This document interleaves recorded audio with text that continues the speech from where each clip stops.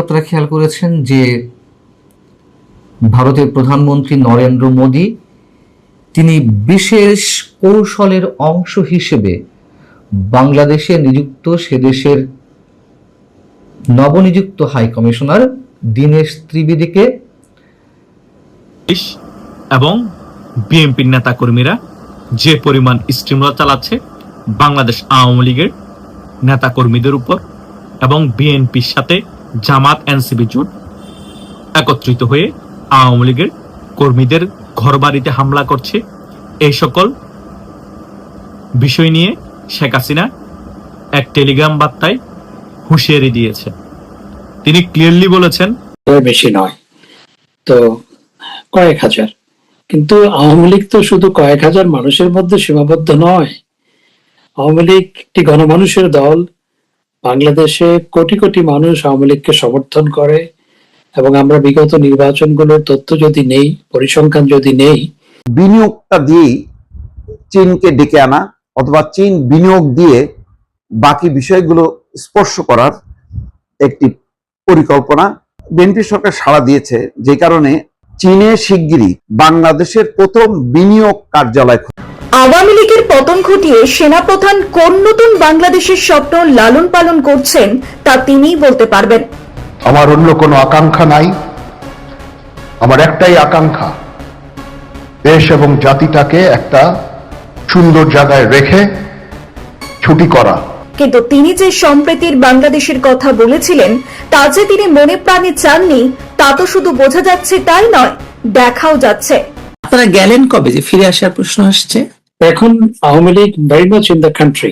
আওয়ামী লীগের কিছু নেতা বিদেশে আছে, কিছু নেতা কর্মী, সেটি কয়েক হাজার, 2-3 হাজারের বেশি নয়, তো কয়েক হাজার। কিন্তু আওয়ামী লীগ তো শুধু কয়েক হাজার মানুষের মধ্যে সীমাবদ্ধ নয়। আওয়ামী লীগ একটি গণমানুষের দল। বাংলাদেশে কোটি কোটি মানুষ আওয়ামী লীগকে সমর্থন করে এবং আমরা বিগত নির্বাচনগুলোর তথ্য যদি নেই, পরিসংখ্যান যদি নেই, তাহলে আমরা দেখতে পাই গত অন্তত 6-7টি নির্বাচনে আওয়ামী লীগের প্রাপ্ত ভোটের হার অ্যারাউন্ড 40, সামটাইমস ইট ওয়াজ মোর দেন 50। তো এখন এই অর্থাৎ 18 কোটি মানুষের দেশে আপনার 50% বেশি মানুষ যেই দলকে সমর্থন করে, সেই দলের কয়েকশো নেতা, কি ধরে নিলাম কয়েকশো নয়, 2-3 হাজার নেতা কর্মী যদি বিদেশে থাকে তাহলে আওয়ামী লীগ চলে গেছে সেটা তো বলা যায় না। Awami League very much in the country. Awami League প্রতিটা মহল্লায় আছে, প্রতিটা গ্রামে আছে, প্রতিটা পরিবারে আছে আওয়ামী লীগ। সুতরাং আওয়ামী লীগ কোথাও যায়নি, আওয়ামী লীগ বাংলাদেশে আছে। এই যে প্রতিষ্ঠা বার্ষিকী আসছে, ধরুন আওয়ামী লীগ এমন একটি দল, সবচেয়ে পুরাতন, সবচাইতে জনভিত্তির দল, সেই দলটিকে তার প্রতিষ্ঠা বার্ষিকী পালন করতে দেওয়া হচ্ছে না, নিষিদ্ধ করে রাখা হয়েছে। ধরুন এটা কি কোনো দেশের গণতান্ত্রিক পরিস্থিতি কিংবা আপনি যে ধরনের পরিস্থিতি বলুন না কেন, তাকে মানে তার কোনো শুভ নির্দেশ করে? তারপরে আওয়ামী লীগকে নিষিদ্ধ করা সবকিছু তো আসলে খুব গায়ের জোরে হচ্ছে, মানে একদম একদম শক্তি প্রয়োগ করে, এবং মানে কোনোভাবেই কি এটাকে গণতান্ত্রিক বলা যায় বা কোনো ধরনের? এটা হচ্ছে ফ্যাসিবাদের চূড়ান্ত রূপ, ফ্যাসিজমের চূড়ান্ত রূপ। ফ্যাসিজম শব্দটাও এখানে যথার্থ নয়। এই আজকের যে পরিস্থিতি এবং ইউনূস সরকারের আমলে 1.5 বছরের যে পরিস্থিতি, সেটিকে বর্ণনা করার জন্য ফ্যাসিজম থেকেও অন্য কোনো শব্দের উৎপত্তি ঘটাতে হবে। এটি এরকম, অর্থাৎ এটা যদি ধর্মীয় ভাষায় বলি আইয়ামে জাহালিয়াত, তাহলে আজকে বাংলাদেশে যা চলছে, যা ঘটেছে, সেই আইয়ামে জাহালিয়াতের সাথে সেটি তুলনীয়। আমি আবার ফেরার প্রশ্নে আসি, আওয়ামী লীগের ফেরার প্রশ্নে। আওয়ামী লীগ সভানেত্রী শেখ হাসিনা ঘোষণা দিয়েছেন তিনি বাংলাদেশে ফিরছেন। মানে যে পরিস্থিতি তৈরি হয়েছে, অনেকে প্রশ্ন তুলছেন যে ফাঁসির দণ্ডাদেশ দেওয়া হয়েছে তাকে, একাধিক মামলায় তাকে মানে জর্জরিত হয়ে আছেন তিনি, আপনি সহ। এমত অবস্থায় তিনি আসলে দেশে ফিরবেন কি করে? প্রথম প্রশ্ন এটা। দ্বিতীয় প্রশ্ন হচ্ছে যে এটা কি কথার কথা বলেছেন নাকি এর পেছনে দৃঢ় কোনো সত্য আছে বলে আপনার মনে হয়? এখন জননেত্রী শেখ হাসিনার যদি অতীত ট্র্যাক রেকর্ড আমরা পর্যালোচনা করি, তখন আমরা দেখতে পাই যে তিনি হুলিয়া মাথায় নিয়ে, আপনার হত্যা মামলা মাথায় নিয়ে তিনি 2007 সালে কিন্তু দেশে ফিরেছিলেন এবং তাকে একে একে আমরা 19 বার বলি, 5ই আগস্ট সহ আরো বেশি 20-21 বার তাকে হত্যা করার অপচেষ্টা চালানো হয়েছে। তিনি মৃত্যুকে হাতের মুঠোয় নিয়ে রাজনীতির মাঠে আছেন এবং দেশ পরিচালনা করেছেন, আমাদের দল পরিচালনা করেছেন, দলের নেতৃত্ব দিয়েছেন এবং দিচ্ছেন। সুতরাং জন্ম আর মৃত্যু এগুলো তিনি মনে করেন, আমরাও মনে করি, এবং এটাই সত্য, সেটি আল্লাহর হাতে। এখন ওনাকে কোনো একটা ক্যাঙ্গারু কোর্ট মৃত্যুদণ্ড দিল এবং সেই মৃত্যুদণ্ডে যে আপনার রায় দিয়েছে সেটা তো বিশ্বব্যাপী নিন্দিত হয়েছে। সুতরাং জননেত্রী শেখ হাসিনা এগুলোকে তোয়াক্কা করেন না, এগুলোকে পরোয়া করেন না। তার অতীত ইতিহাস যদি আমরা পর্যালোচনা করি, আমরা সেটি দেখতে পাই। তিনি এটি কথার কথা বলেননি, তিনি এটি মিন করে বলেছেন। আমি মনে করি যে সঠিক সময়ে জননেত্রী শেখ হাসিনা বাংলাদেশে যাবেন। ডক্টর হাসান মাহমুদ, আমরা উপমহাদেশের রাজনীতি দেখেছি, বিশেষ করে পাকিস্তানের রাজনীতি দেখেছি। জিয়াউল হক যখন ভুট্টোকে ফাঁসি দেন, মানে এরকম তো ইতিহাস আছে যে মানে এরকম জনপ্রিয় নেতাকে ফাঁসি দেওয়া হয়েছে। বাংলাদেশে সেই পরিস্থিতি সৃষ্টি হলে তাহলে এই ফেরার মেকানিজমটা আসলে কি হতে পারে, কিভাবে হতে পারে? আমি জানি যে আপনি বলবেন যে জনগণ, শেখ হাসিনাও তাই বলেছেন জনগণের কথা। আপনি যদি একটু বিস্তারিত বলেন। দেখুন, আজ থেকে 1.5 বছর আগে কেউ কি ভেবেছিল আজকে জননেত্রী শেখ হাসিনা যেরকম জনপ্রিয় তিনি এরকম জনপ্রিয় হবেন? কেউ ভাবেনি।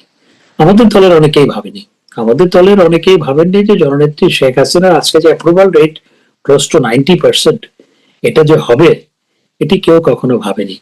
যে পরিমাণ স্টিমুলার চালাচ্ছে বাংলাদেশ আওয়ামী লীগের নেতা কর্মীদের উপর এবং বিএনপির সাথে জামাত এনসিপি জোট একত্রিত হয়ে আওয়ামী লীগের কর্মীদের ঘর বাড়িতে হামলা করছে, এই সকল বিষয় নিয়ে শেখ হাসিনা এক টেলিগ্রাম বার্তায় হুঁশিয়ারি দিয়েছে। তিনি ক্লিয়ারলি বলেছেন, যে সকল পুলিশরা বাংলাদেশ আওয়ামী লীগের নিরীহ নেতা কর্মীদের ঘর বাড়িতে গিয়ে তল্লাশি চালাচ্ছে, নিরীহ নেতা কর্মীদেরকে গ্রেপ্তার করছে, তাদের লিস্ট করে রাখুন। আমি খুব শীঘ্রই বাংলাদেশে ফিরছি, কাউকে ছাড় দেওয়া হবে না। শেখ হাসিনা কিন্তু যেটা বলেন সেটা তিনি 100% করেন। হয়তোবা 2 দিন আগে, হয়তোবা 2 দিন পরে। যে সকল জামাত এবং এনসিপির গুপ্ত নেতারা এতদিন গুপ্ত ছিল, তারা এখন ওপেন হয়েছে, তারা আওয়ামী লীগের নেতা কর্মীদের সাথে মব করছে, বিভিন্ন জায়গায় শোডাউন করছে, তাদেরও কিন্তু লিস্ট করা হচ্ছে। এতদিন গুপ্ত থেকে সেফ থাকলো, আগামীতে কিন্তু আর সেফ থাকবেন না, কারণ আপনারা এখন গুপ্ত থেকে সুপ্ত হয়ে গিয়েছেন। শেখ হাসিনা সে সকল বিষয়গুলো কিন্তু ক্লিয়ারলি বোঝানোর চেষ্টা করেছে টেলিগ্রাম বার্তায়। এবং বিএনপির যে সকল নেতাকর্মীরা অতি উৎসাহী হয়ে আওয়ামী লীগের নেতাকর্মীদের ঘর বাড়িতে হামলা করছেন এবং নিরীহ নেতাকর্মীদেরকে সোজগিরি করে ধরিয়ে দিচ্ছেন, তাদেরও কিন্তু কপালে শনি আছে। আওয়ামী লীগের সরকারের আমলে কিন্তু আপনারা খুব আরামসে ঘর বাড়িতে থেকেছেন, খুব আরামসে ব্যবসা বাণিজ্য করেছেন। হয়তোবা গুটি কয়েক নেতাকর্মী যারা জানমালের ক্ষতি করেছেন, বিভিন্ন বাসে জনগণের বিভিন্ন গুরুত্বপূর্ণ জানমালের মধ্যে আপনারা আগুন ধরিয়ে দিয়েছেন, তাদেরকে হয়তোবা পুলিশ ধরে ধরে গ্রেপ্তার করেছিল। কিন্তু অন্য যারাই ছিলেন নিরীহ এবং যারা কোনো অপকর্মের সাথে যুক্ত ছিলেন না, তারা আরামসে বুক ফুলিয়ে ঘর বাড়িতে ছিলেন এবং ব্যবসা বাণিজ্য করেছেন। তখন কিন্তু আপনাদের কাউকে ডিস্টার্ব করে না আওয়ামী লীগের নেতা কর্মীরা এবং পুলিশরা। কিন্তু আপনারা সেই সকল বিষয় ভুলে গিয়ে এখন আপনারা আওয়ামী লীগের নেতা কর্মীদেরকে ঘর বাড়িতে থাকতে দিচ্ছেন না, কোনো ব্যবসা বাণিজ্য করতে দিচ্ছেন না, তাদের ব্যবসা বাণিজ্য হাতিয়ে নিচ্ছেন এবং তাদের ঘর বাড়িতে হামলা করছেন, তাদেরকে পেলে মপ করে পুলিশে ধরিয়ে দিচ্ছেন। একটা জিনিস মাথায় রাখবেন, ক্ষমতা কারো চিরস্থায়ী না। আর একটা জিনিস আমি সবসময় বলি, এই দিন না, আরো দিন আছে, এই দিনকে নিয়ে যাব সেদিনের কাছে।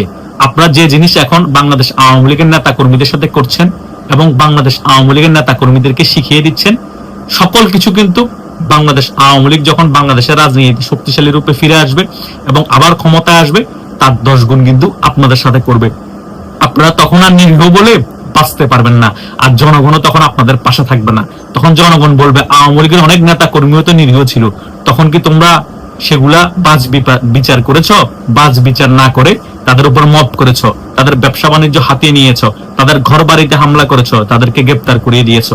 তখন তো তোমাদের মাথায় এ সকল বিষয় কাজ করে না। এখন কেন আওয়ামী লীগের নেতা কর্মীরা তোমাদের সাথে এগুলা করছে?